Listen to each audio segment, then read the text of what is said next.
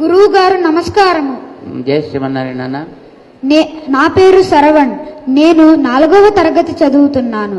గురువు గారు ఆచార్య దేవో భవ అంటారు కదా, మరి గురువు దైవం ఒకటేనా?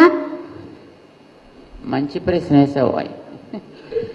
గురువు దైవము ఒకటేనా అనేది మా శరవణ యొక్క ప్రశ్న. గురువు దైవము ఒకటి కాదు. గురువు మార్గం, దైవం చేరవలసిన ఊరు. మార్గము ఊరు ఒకటా వేరా? వేరు. వేరు. మార్గం లేకుండా ఊరు చేరగలమా? లేదు. లేదు. ఉత్త మార్గంలో పెడితే ప్రయోజనం ఉందా? లేదు. లేదు.